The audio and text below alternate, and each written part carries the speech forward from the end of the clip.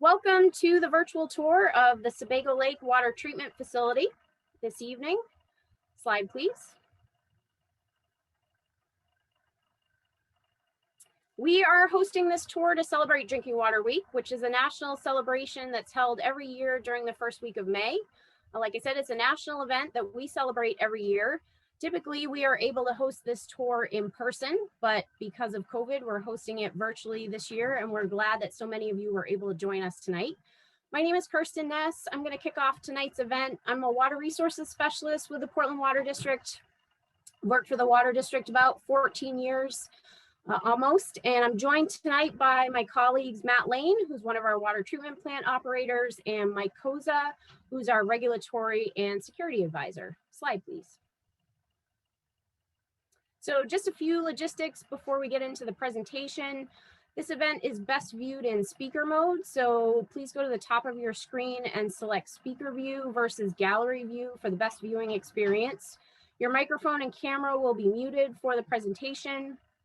And we have a team running the technical aspects of this event. So if you have any technical issues, please put a comment in the chat. Otherwise, if you can please keep the chat box clear once we get going with the presentation so that the presenters can communicate with one another if needed. And after the presentation, we'll have plenty of time for Q&A. So as we go through the presentation, please enter your questions in the Q&A box at any point during the presentation, and we will answer them at the end. And again, as much as we can plan and prep, as we all have learned from the course of the last year, sometimes the world of tech has a mind of its own. So if you're disconnected for any reason, please log back in and we will work to get you back on the presentation as quickly as possible. And if we lose connection altogether, we will also work to connect and reboot the seminar. If this is the case, you'll be emailed instructions. So today's session is being recorded and everyone will get a link to the session in a follow-up email. And as a reminder, all registrants' names for this tour were put into a drawing to win a rain barrel. So stay tuned to the end and we will announce the winner. Slide, please. So we are going to kick off tonight with a poll question. If you are watching the recording, you won't be able to see the poll question, but I will read it out. So where does Portland Water District's water come from? A, the Saco River, B, Sebago Lake, or C, groundwater wells?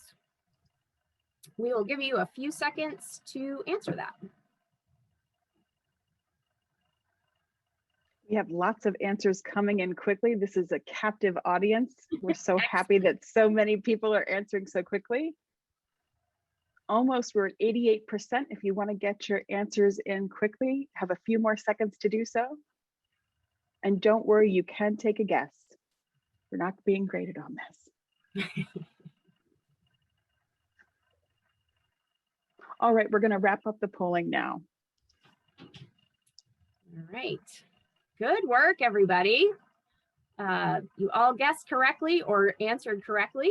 Slide, please. The correct answer is Sebago Lake. So we are very fortunate. Sebago Lake is our drinking water source, and it's for about 15% of Maine's population, over 200,000 people. And just a few fun facts about Sebago Lake. It's the deepest and second largest lake in Maine. It's about 47 square miles or 30,000 acres in size. It's 12 miles long and 5 miles wide at its widest point. And it is over 300 feet deep at its deepest point with an average depth of 100 feet. And I can certainly attest to that deep point of over 300 feet because I sample the lake as part of my job and get to reel in 300 feet of temperature and dissolved oxygen cable once a month. So the lake has almost 1 trillion gallons of water, and we are very fortunate that Sebago Lake has outstanding water quality, and we will talk about why that's important throughout the presentation tonight. Slide, please. So just to touch a little bit on the Sebago Lake watershed, this is pictured on the left-hand portion of the slide, and it's all the land area that drains to a particular water body. And so in this graphic, it shows the Sebago Lake watershed stretching, it's about 50 miles long, and it stretches from Standish all the way to Bethel. And we are fortunate that it stretches in the direction that it does because it's largely forested. And why that's important is that the forest is our natural filter. So that's important for water quality because we'll explain why, Matt will explain why in a little bit. Since the water quality of Sebago Lake is so high, it's due to the forest. It filters the water as it moves down through the watershed. Slide, please. So Sebago Lake is unique in the fact that it is a drinking water supply and it's a recreational destination.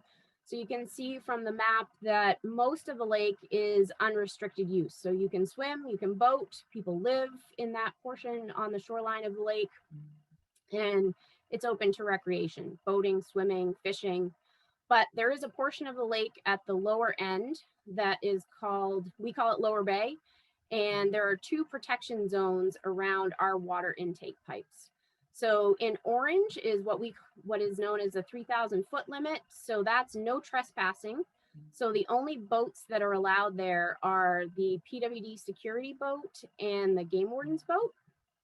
So you're not allowed to swim or be in that zone at all. And then beyond that is the yellow, that is the 2-mile limit, which is the no bodily contact zone, which means you can boat there, but you can't swim or touch the water if you're fishing or anything like that. So those are the protection zones around our water intake pipes. So if you're out on the lake boating, you will see buoy lines that mark both of those areas. Slide, please. So we have, because of Sebago Lake's excellent water quality and the fact that we want to keep it that way, we have what we call our watershed control program. It's a multifaceted watershed control program that includes 6 different pieces. One is Lower Bay security, and that is part of what I just talked about with the protection zones. Pollution control is one of the things that I do in my job, working with folks that live around the lake to make sure that they are being lake friendly in their construction practices. Water quality monitoring is another piece that I work on. We monitor the lake and the streams and rivers that empty into the lake. We also have a land protection program. So we have a land conservation program that we have at the Portland Water District. We also have an education program where we go out into the schools in the watershed and in our service area. And we have an extensive outreach program. And this helps us keep the Sebago Lake clean and easier for cost-effective treatment for our customers. So slide, please. I'm now going to turn it over to Matt to talk a little bit about regulations, treatment history, and our current treatment processes. Take it away, Matt. Hey, thank you, Kirsten. Good evening, everyone, and welcome to the operations portion of the virtual tour. My name is Matt Lane. I am an operator at the Sebago Lake Water Treatment Facility. I've been an operator for the past 17 years, but have worked for the Portland Water District for 32. The Sebago Lake Water Treatment Facility was constructed in 1993 and is located in Standish near the southern end of Sebago Lake's Lower Bay. We treat approximately 18 to 36 millions of gallons of water per day, depending on the time of year. Next slide, please. So we have many regulations we must meet at Portland Water District. We won't go into too much detail on those today, but we are going to touch on a couple that have determined how we treat the water.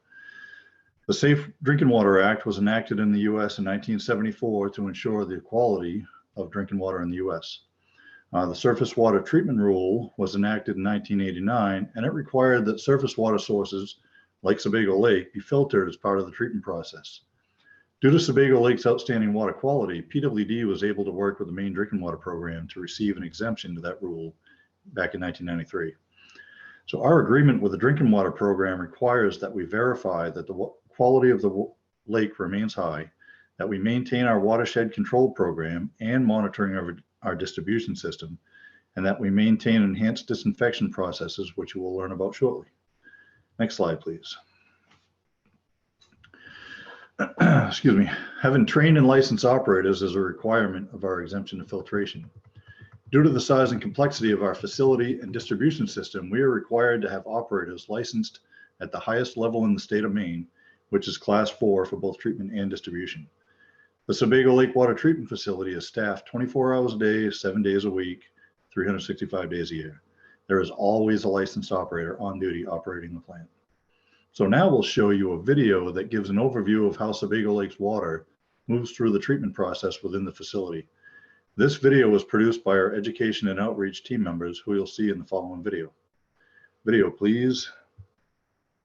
Water is pulled from the lake through our intake pipes, sitting deep underwater in Sebago Lake's lower bay. They draw water into our facilities. The first place Sebago Lake's water moves through is the intake building. Here, Sebago Lake's water encounters a big screen. The screen catches things like sticks, leaves, bugs, dead fish that we don't want getting into the treatment system. The second place is the raw water building. We call it raw water because it hasn't been treated yet. This is where our raw water pumps pull about 20 million gallons per day from the lake and pump it into the next building. The amount of water pumped fluctuates. The third place in our facilities are the water treatment buildings. This is where disinfection of the water occurs and where chemicals are added to make sure that the water stays disinfected and safe when it will travel through our distribution system, the pipes underground.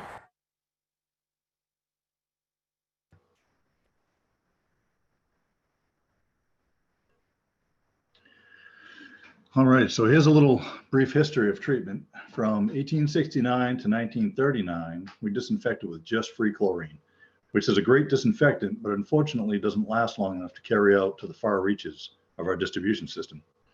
In 1939, we started adding ammonia as well to create monochloramines, which last longer in the distribution system and are more resistant to decay due to water age and temperature. Another benefit is that there is less chlorine odor and taste associated with a little lower residual of monochloramine as it would be with a little higher residual of free chlorine. So in 1993, the Sebago Lake Disinfection Facility was built, where we began using ozone as our primary disinfectant because of changes in regulations that we mentioned earlier. In 2014, due to increased regulations, we made even more changes to enhance disinfection. All of this disinfection is designed to make water safe to drink and meet Safe Drinking Water Act regulations. Next slide, please. And now we have another poll question, which I'm going to read because the people streaming in, recording it, maybe couldn't see it. What could make Sebago Lake's water unsafe to drink? Would it be A, trash, B, pollen, or C, pathogens?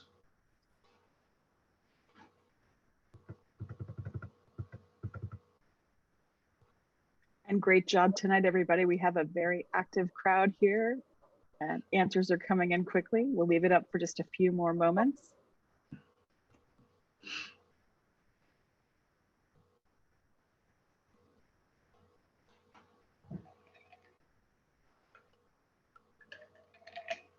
And get those answers in. We're going to close the poll.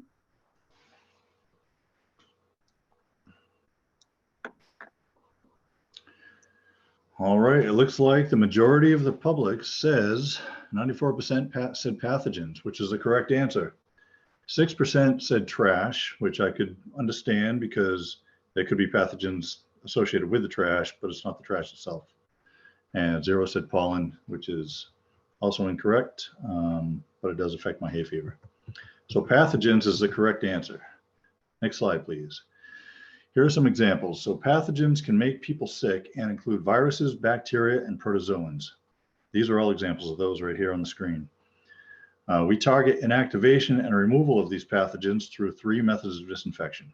In this next video, you'll see our current treatment process, which include 3 methods of disinfection and chemical addition to keep water safe throughout the distribution system.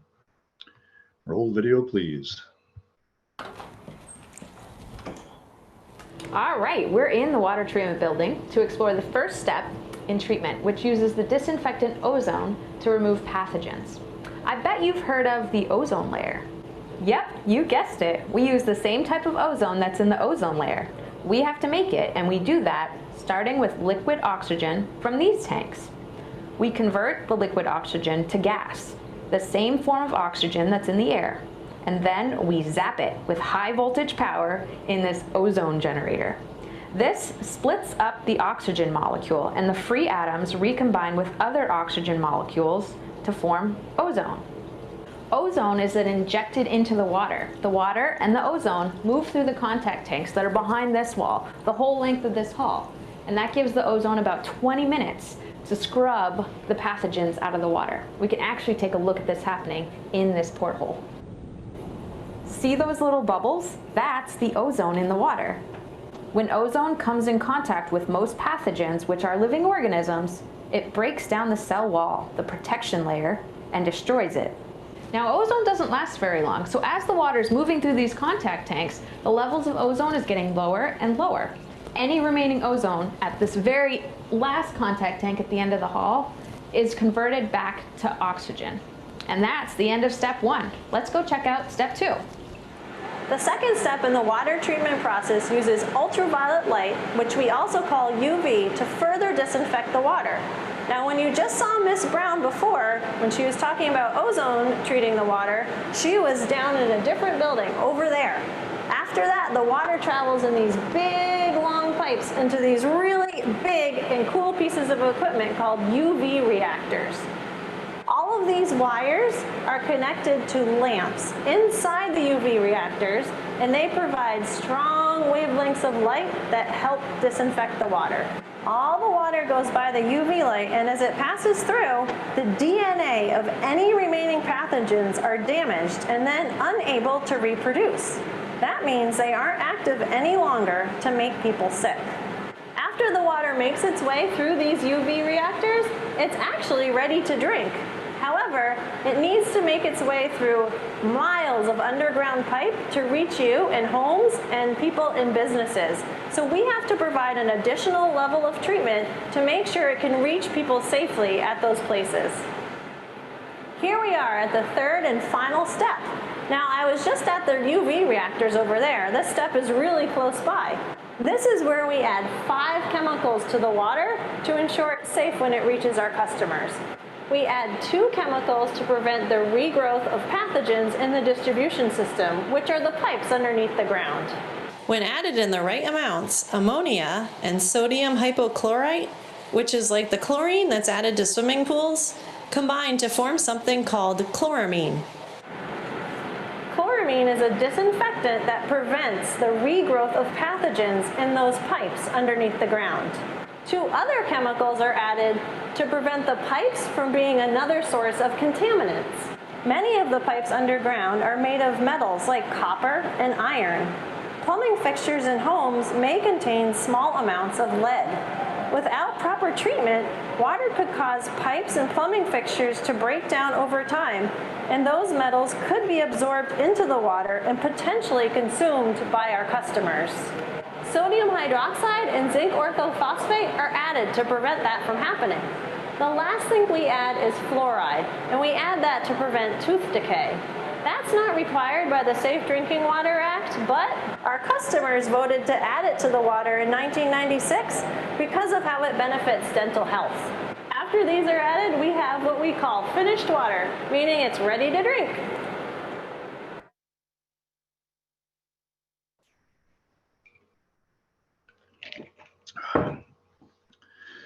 All right, and we're back. So here we are in the control center of the Sebago Lake Water Disinfection Facility. This is a display screen of a control program called SCADA that we use to monitor every step of the treatment process and the data that streams in from the distribution system. So this has been blurred for security purposes. SCADA is an acronym that stands for Supervisory Control and Data Acquisition. It allows us operators to monitor and make changes to the process and gives us visual and audible alarms if any part of the process goes out of the range of the set parameters.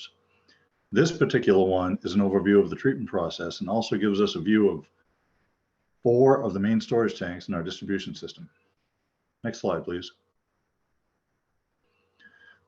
So we utilize instruments throughout the treatment facility to relay data to the SCADA system, which in turn utilizes this data to control the processes. Continuous monitoring of this incoming data, an example, the clarity of the raw water, is done with online analyzers like the turbidity meter shown in the bottom right photo. We can monitor and make adjustments to how much ozone is being produced and the concentration being applied as shown in the top two photos. We can also check the status of the UV system, an example, the rows of lamps in use and the power levels they're operating at, which is based on the volume of water that's flowing through the process as shown in the lower left photo. Next slide, please. So this screen is an overview of our distribution system. It also has been blurred for security purposes. So this allows us to monitor data such as tank levels, booster station statuses, flows, and pressures in various parts of the distribution system. So if you think of it like this, if there was a major water main leak, we would see that the pressure indicators in that area would drop. The flow meters in our vaults and at our pump stations would increase, and there's a good chance that the tank levels in our water storage tanks would also drop at a much more rapid rate than normal. And that would give us a pretty good idea of where to start checking for a leak. Also, if the chemistry of the water changed for some reason in one or more of our monitoring stations, instruments would also detect that and relay it back to the operator on duty. It's almost like having many dozens of people scattered throughout the processes and the distribution system, monitoring the water system 24 hours a day and relaying the info back to the operators. So these are all parts of the control process that are critical to maintaining our treatment and distribution system and providing safe water for the public. Next slide, please. And with that, I will hand the next portion of the presentation over to Mike to discuss how the laboratory supports the treatment process. Take it away, Mike. All right, thank you, Matt, and good afternoon, everyone. Happy Drinking Water Week, and welcome to the laboratory portion of the virtual tour. My name is Mike Koza, and I'm the technical director for the Portland Water District Laboratories. And I did say laboratories plural because we do have two, a wastewater laboratory in Portland and a drinking water lab in Standish. But because it's Drinking Water Week, I'll focus my discussion on some of the interesting aspects of the drinking water laboratory that is located in the same building as the treatment facility. Slide.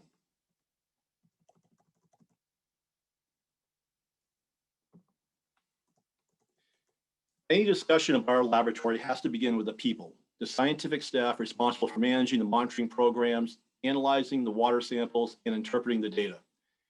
We have 5 full-time staff, 4 scientists and a lab assistant, splitting time between both laboratories. All of them hold bachelor's degrees in a scientific field, which is a job requirement. And we're also lucky enough to have one with a PhD in analytical chemistry. So I'll begin with him first. Jim is in the top center spot. He's our lead scientist. He provides direction to other staff members. He creates a schedule so that we have proper staffing at each laboratory. And perhaps most importantly, he acts as the laboratory quality assurance officer who ensures that the data being produced is high quality and can be used for its intended purpose. Alana is on the left side top, and she's our laboratory assistant and the primary analyst for a couple of important wastewater tests. She also prepares microbiological media that the scientists use to test the water for different types of bacteria. The remaining faces are our scientists, Susan on the top right and Chris and Pete on the bottom. They are the ones managing the majority of the monitoring programs and performing the bulk of the analyses. Each scientist has a full understanding of drinking water chemistry, and collectively, this group ensures that the water being delivered to your home is safe. Slide. And after the people, it's imperative we talk about our laboratory accreditation. The PWD's drinking water laboratory is fully accredited by the state of Maine for a variety of tests, both chemical and microbiological.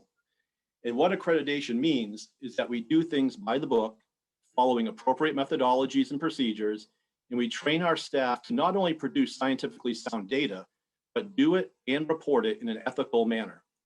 This is extremely important given that the quality of their data has a direct implication on public health. After all, they are the ones testing it to make sure that it's safe. The accreditation process requires regular on-site audits by state accreditation officers to visually ensure that proper practices are being followed and documented.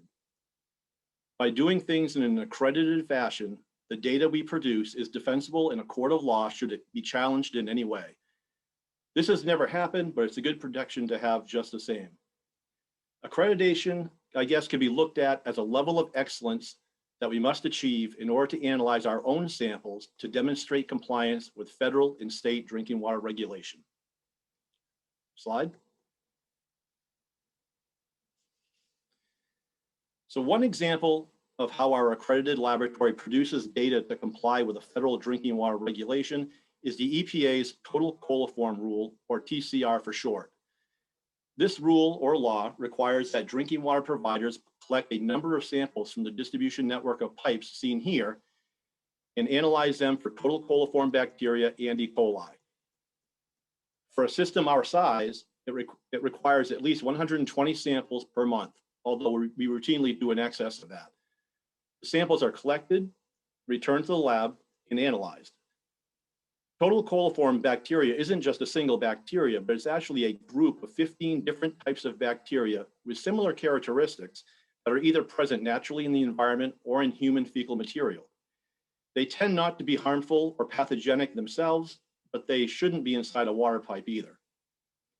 Their continued presence in the pipe indicates that something is wrong, a lapse in treatment perhaps, or a break in a water pipe somewhere that's allowing them in. And that's the purpose of this monitoring program, to test for these types of bacteria, and if present, find out why. PWD's water is very safe, and these bacteria are rarely encountered. A matter of fact, over the last 3 years, in over 5,000 samples, there has been only one sample test positive for coliform bacteria, and that's an excellent track record for water quality. Next, I have a short video showing how this test is performed at our Standish laboratory. So in this video, our scientist, Chris, is setting up a batch of samples to be tested for coliform bacteria. The first step is to shake each container to distribute the bacteria equally within the sample. Then he pours off 100 milliliters, which is the standard volume for the test, into a separate sterilized vessel. This is done aseptically so that not to contaminate the sample or the vessel.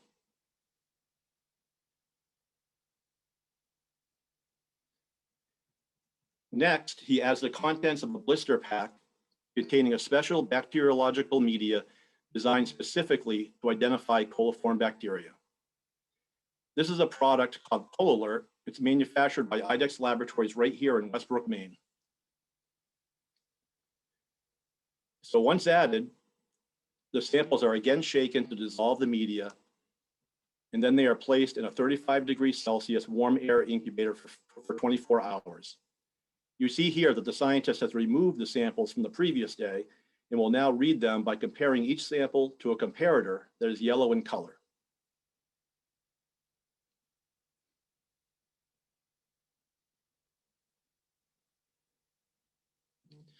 The yellow color indicates a positive test, meaning that coliform bacteria was present in the sample, and if it's clear, as virtually all of our tests are, there is no coliform bacteria to report.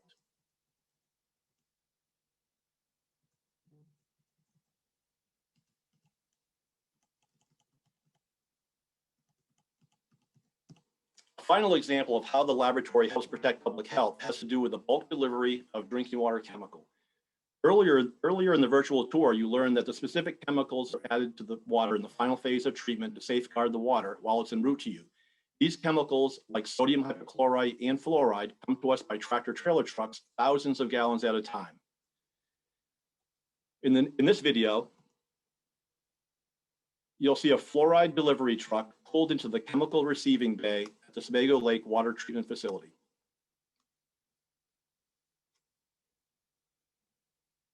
Prior to offloading, a sample is always taken from the truck and tested to make sure it is what we think it is and not something else by mistake. Notice the driver grabbing a sample from the top of the truck.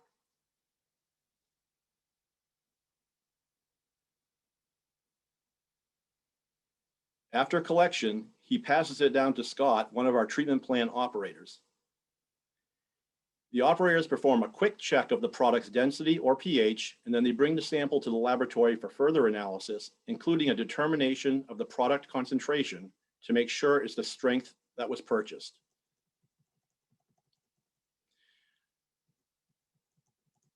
Our scientist Susan carefully looks over the certificate of analysis supplied by the chemical company that states the exact concentration according to them, and then prepares a sample for our analysis. We analyze fluoride by a method known as SM4500F.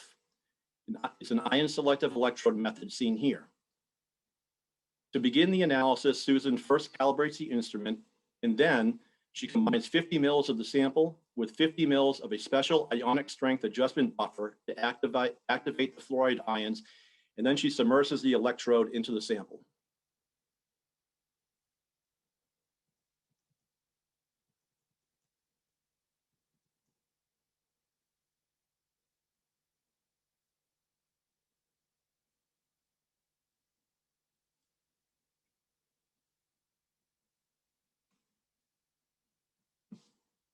So by method, the electrode must sit in the sample for 2 minutes while the sample is continually stirred in order to obtain a sample valid reading.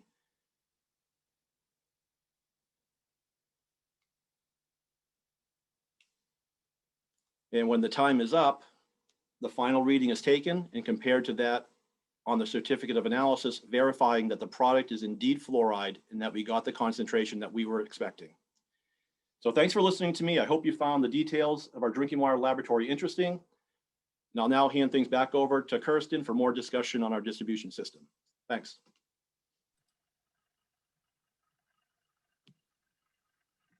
All right, thanks, Mike. So now we're going to touch briefly on what happens to the water once it leaves the treatment facility. So we serve over 200,000 consumers in 11 communities in the greater Portland area. You can see the map shows our service area in yellow, and we have over 1,000 miles of water main that are shown in blue. We also have multiple storage tanks that hold millions of gallons of water. Those are shown in gray throughout the system, and they help to maintain pressure, provide fire protection, and maintain water in the system when the treatment process isn't running. Slide, please. And even though our pipes are in the ground and out of sight, there's a lot of work that we do on a daily basis to maintain the system and deliver high quality drinking water. So on the right-hand side, you can see someone flushing a hydrant, and we routinely flush our hydrants to keep our water mains clean. We also have to fix leaks when they occur. That's shown in the upper left-hand corner. That's a gentleman fixing a water leak.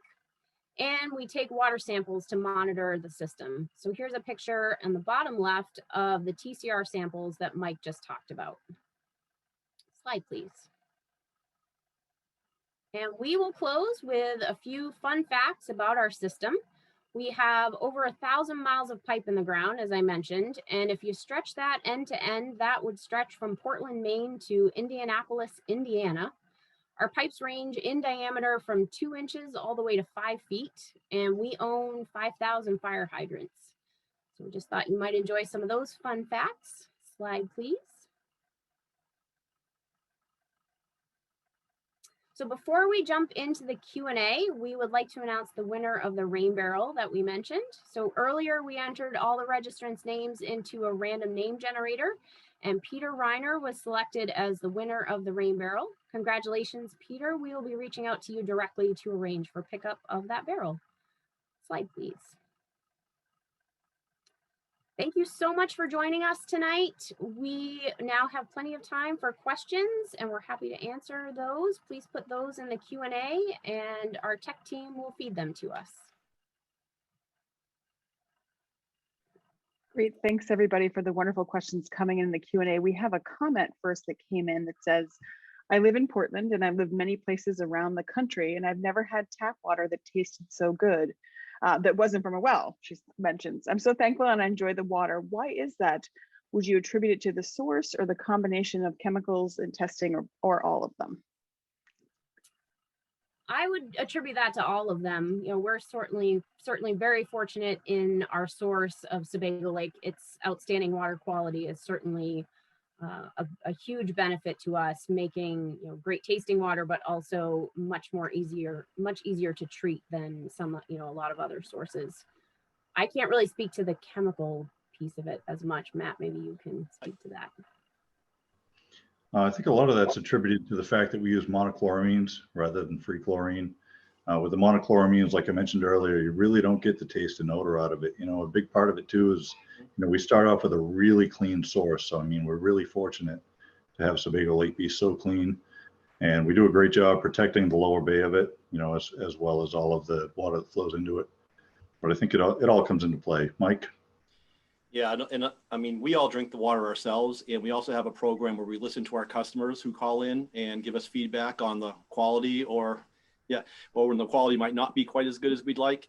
And then we do meet monthly as a laboratory and operations team to really listen to those comments and make adjustments to the treatment process to maybe raise the chlorine a little bit or lower the chlorine a little bit. You know, we all want to add maybe as little chemical as possible, if that's a thing. And we listen to our customers. I think that's another good reason why the water quality is so good. Great, so we're going to go over directly to the Q&A. We have a question from Jeff Wilson. Has Sebago Lake seen any milfoil, and has this affected at all the water quality? I can take that one. Sebago Lake does have milfoil. It's had it since the 70s.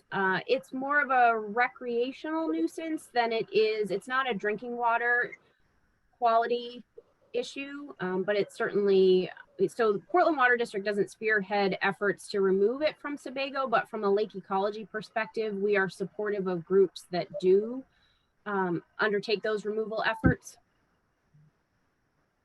Great, thank you. All right, we have a question from Viveka Kwan. She has a question. She said, why are there no women in the role of water operators that were pictured here? Can you talk about women's roles at the Portland Water District? Sure, I can take that one.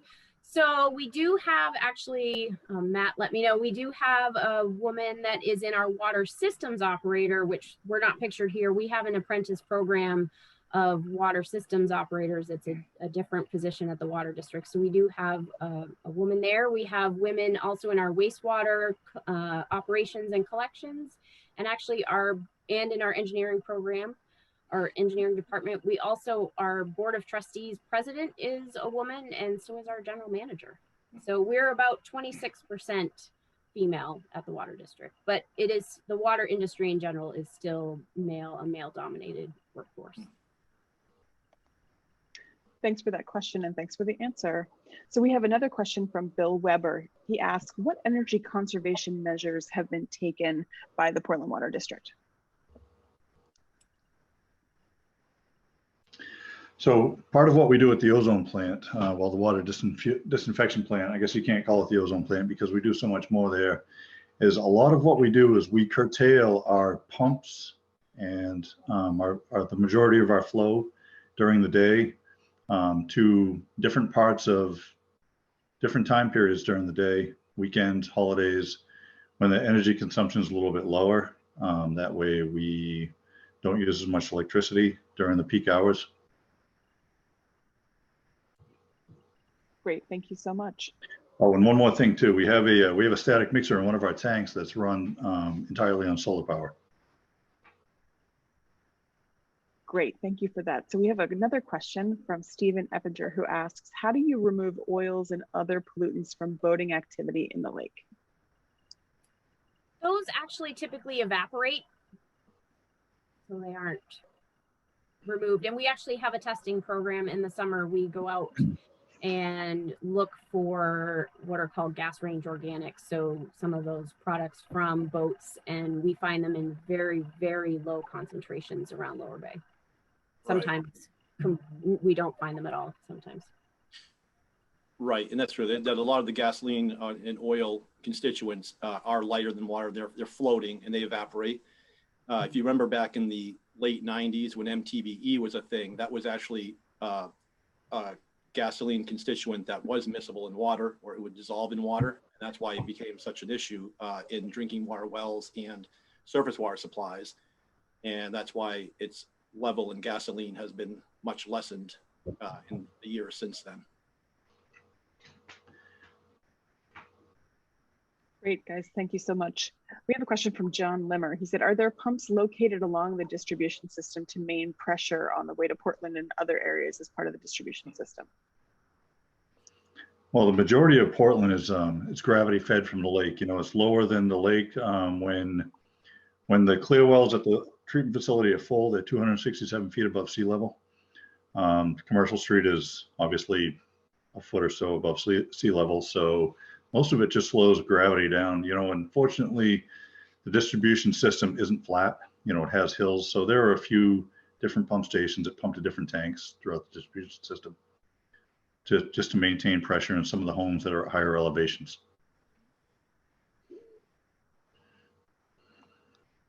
Great. We have another question from Adam, and forgive me, I want to say it's Schweitzer.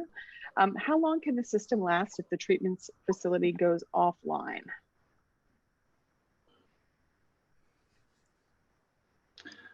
I can take that one, Matt. Okay, Mike, thank you. Yeah, that's a tough one. It depends on demand. You know, it's all demand. Yeah, and it does. It depends on customer demand, how fast the water is being used in the system.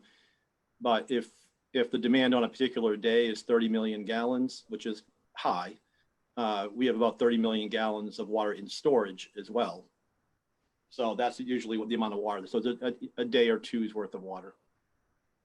And we also do have we have a project in place right now where we are going to use chlorine once again as a primary disinfectant instead of ozone, just in case we have an issue with the ozone system, and then that we can run it through the rest of the process and still be able to treat the water, make sure that it's safe, get the correct CT ratio before we send it out to the public. Great. So we had a question. Is there a concern about corrosivity of the water relative to the pipes of the distribution system? And how do you handle that? Yeah, I'll take that one. Yeah, corrosivity, Sebago Lake water is naturally corrosive.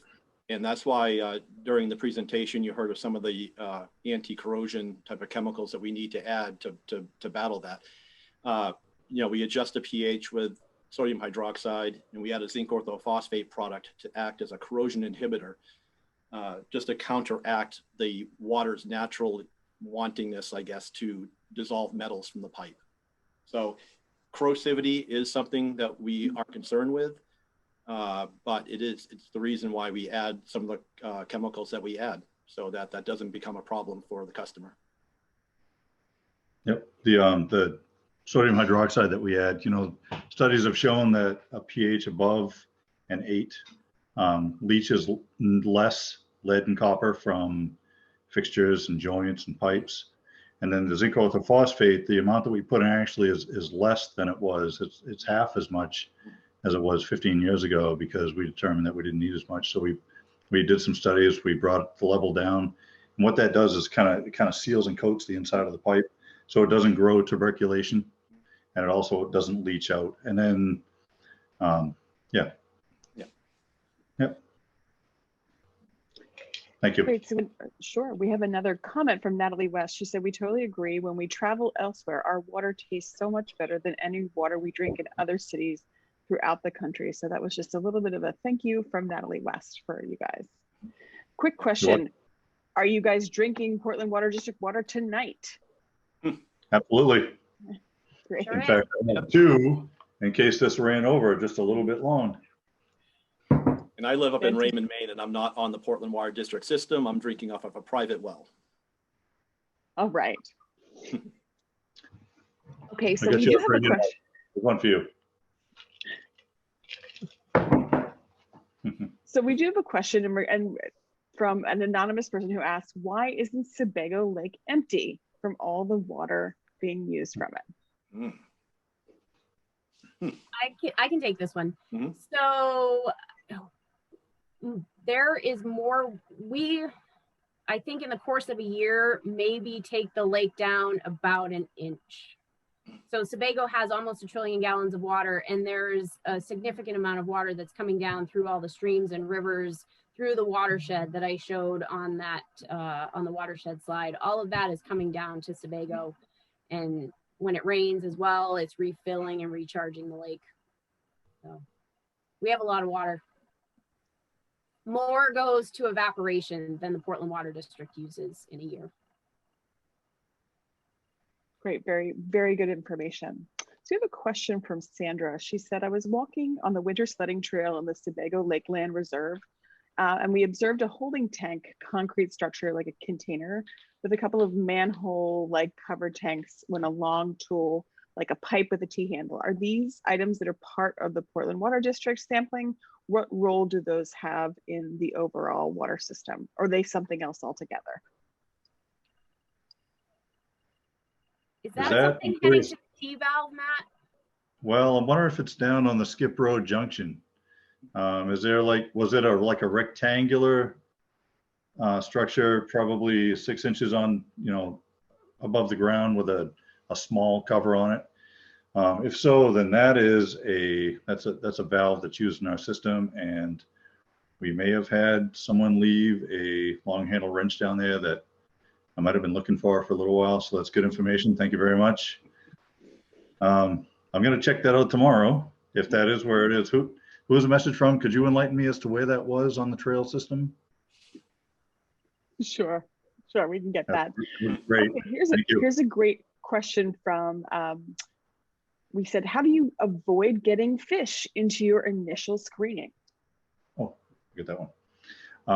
So we have on the outside of the intakes, right at the very beginning of the intake pipes out in the lake, there are screens that are on that. It's a very fine mesh. We'd like to think only water flows through there. However, it's like 1,000 feet of pipe that go out there, and I'm sure there could be little cracks and spots in it that could let small fish, maybe that lay fish eggs in there. And then once they make it past there, we also have rotating screens in the intake, and we have stationary screens that we take out every other week in the wintertime, every week in the summertime. We clean them off. We discard the debris that accumulates on there, and the rest of it goes through the process. We don't really see a lot in the contactors. I've personally been down in the contact tanks cleaning them and have found nothing. Nothing makes it up there. Okay, so we have another question just related to the lake too. With increased boat and people traffic on the lake, are you able to monitor the changes that might be occurring as a result of that increased traffic?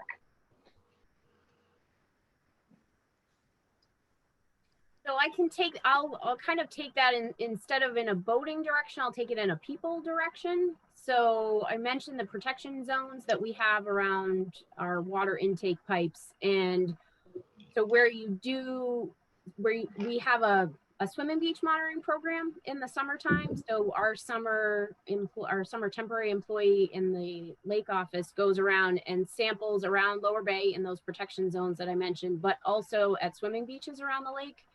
And we find where people are at the beaches, there are more bacteria. So the bacteria that Mike mentioned. And so if you did have people boating and getting out and swimming, you would find probably more bacteria in those areas. So it just reinforces why we have those protection zones around our intake pipes, because it reduces the risk of getting those bacteria in the drinking water in the first place. Great, thank you so much, Kristen. So we have a question from Tom Sharpless. What is the purpose of phosphate and why zinc phosphate? Yeah, I can take a stab at that one. The purpose of the phosphate is from a corrosion control aspect, namely with respect to lead. And by adding phosphate to the water, if there was to be some free lead dissolved in the water, it would bind with the phosphate and then basically drop out of suspension and stick to the side of the pipe.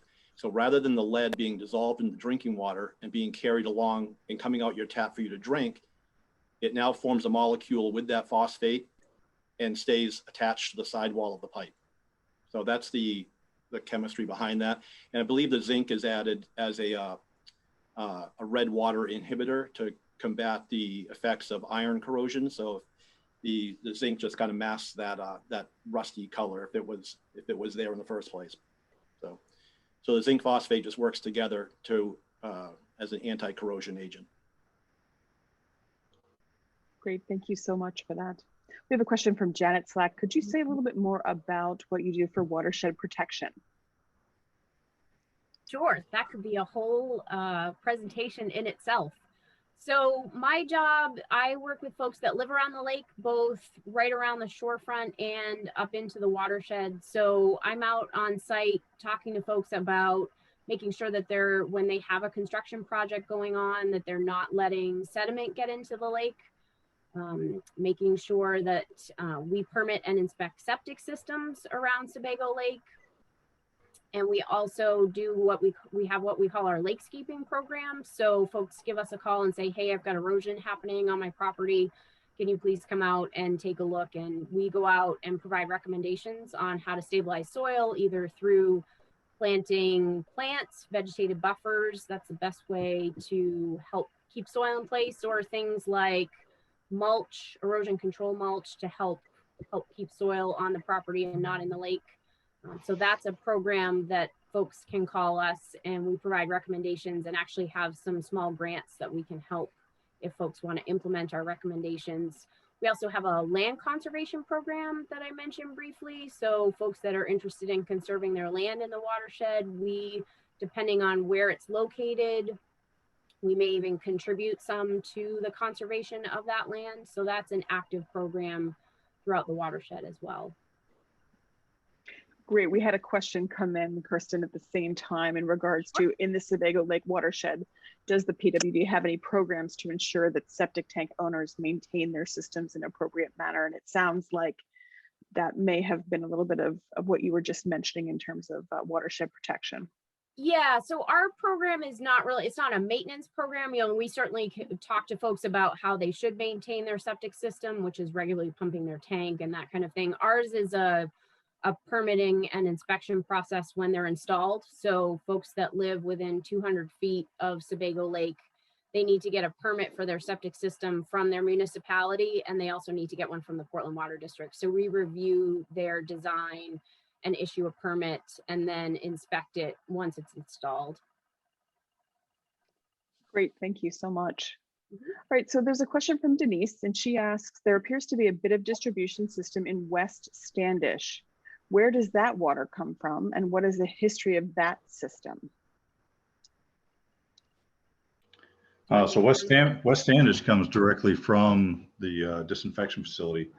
You know, it's pumped through pumps that are actually in our facility, up Route 35, right up to the Standish tank, which is up off from Route 25. I'm sure you're familiar with Standish House of Pizza. It's near that area right there, and it's distributed down from there. Fantastic, thank you so much. Sure. Okay, so we have a question from Stephen who said, what precautions do you take regarding cybersecurity for the system controls? Yep, yeah, I'll just say that, of course, I'm not going to go into detail about products that we use or what exactly it is we do, but we do have a IT department who is quite learned in cybersecurity measures. And we also work with the Department of Homeland Security to ensure that the systems that we do have in place are effective and all encompassing. Because I think we've heard a lot of news lately, one out of Florida earlier this spring or winter, where some bad actors did get into a SCADA system and started to control some of the pumps at a water treatment facility. Those things can happen, unfortunately, if you don't have a good cybersecurity program set up. So there are some basics in there that we do adhere to that kind of makes that likelihood much less. So I feel we're pretty safe from a cybersecurity perspective. Great, thank you all. So we have a question. Do you know if there's going to be a wastewater virtual tour? Thanks for all the information and work that you guys have put into this presentation.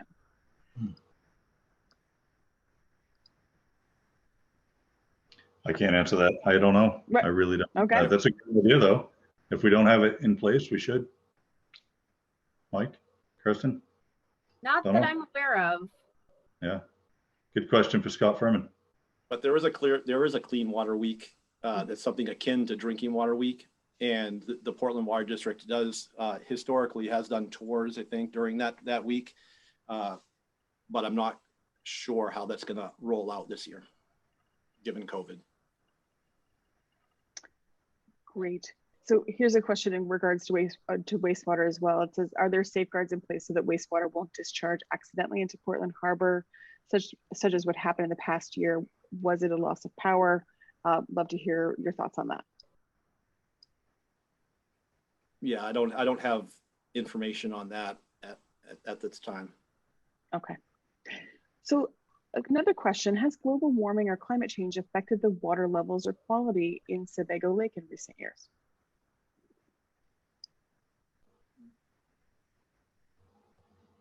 Can you repeat that, Kristen? Sure. The question was in regards to has global warming or climate change affected the water quality in Sebago Lake? I'm gonna say no, not in a measurable way. Even throughout we do a lot of long-term trending of some of the characteristics of Sebago Lake, and even using certain softwares that are designed to look at long-term trends, it's very difficult to discern any type of upward or downward trend with Sebago Lake water. And that's one of the things we're very glad about, or we all can appreciate about a large body of water like that. It's just resistant to change. And I can add to that we do have an in-lake water quality monitoring buoy. So we're going to be deploying that actually shortly. And that's something that we are now able to collect more information, more timely information, because our group goes out once a month during the open water season and collects information at the deep bays around the lake, the 3 deep bays. But now that we have the water quality monitoring buoy, we are able to get more higher resolution data. So that's something that we can keep an eye on in the coming years for sure. But I would agree with Mike that Sebago over the last 30 years has been very stable. We have time for one more question, and we have the questions that keep on coming in. So I want to encourage everybody that's here calling in tonight to please reach out to the team at the Portland Water District if you have further questions. I do want to finish with this great question. What do you see as your biggest challenge of any kind over the next 20 years?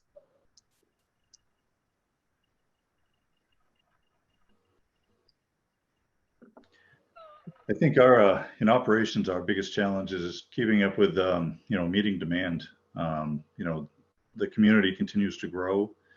Our storage system needs to be upgraded. In fact, we're looking at increasing the volume of one of the tanks right now, connecting it to another pump station that was recently put in place that's serving one community that could also serve another community. I think that's the biggest challenge in operations is just, the volume that we need to produce and the storage that we need to have. Yeah, and so from my laboratory perspective, probably one of the biggest challenges, which really hasn't proven to be a big challenge for Portland water yet, but it is a challenge for the drinking water industry, has to do with emerging contaminants. And by that, I mean things like the perfluorinated compounds that are being discovered now in groundwater systems and in lakes, and pharmaceuticals and personal care products that end up in drinking water supplies because of improper disposal. As these things are discovered, and we don't quite know the toxicology about how they affect humans, these things keep coming up. They're always on the horizon. We're always detecting smaller quantities of things that we don't really understand quite how to interpret these small amounts that we're able to detect now using today's technology. But there's customers are extra savvy these days, and they're looking to remove every contaminant from drinking water down to zero. And sometimes that's really a difficult thing to do just because as you start chasing contaminants down to zero levels, it just gets very expensive. And that's a cost that we all need to share in. So I think that's a huge challenge on the horizon is what chemicals are we going to detect tomorrow? How are they going to affect humans, and how are we going to tackle the issue of their removal as a drinking water company and as a society? Those are big questions for the future. All right, so from a source perspective, I would say our biggest challenge is, I mentioned that forested watershed, is keeping the watershed as forested as possible and keeping as much soil and sediment out of the lake as possible so that we are able to maintain our excellent water quality, which is so important for our treatment process. Great, that ends our Q&A section for the night. Thank you all so much for those wonderful answers. Thanks everyone for joining us tonight. Thank you. Yeah, thank you. Thank you. Have a good night.